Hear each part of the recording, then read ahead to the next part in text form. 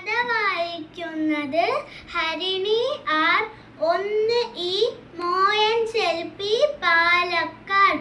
ഞാൻ വായിക്കാൻ പോകുന്ന കഥയുടെ പേര് കുരങ്ങും കുറുക്കനും മേഘങ്ങളും.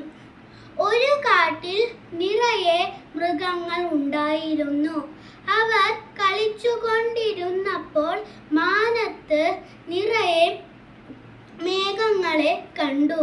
ഹായ്, എന്തു രസം, അവർ പറഞ്ഞു. മേഘങ്ങളെ പോലെ മാനത്തിലൂടെ പാറി നടക്കാൻ കഴിഞ്ഞിരുന്നെങ്കിൽ. അപ്പോൾ മേഘം പറഞ്ഞു, പോരുന്നോ കൂട്ടുകാരെ.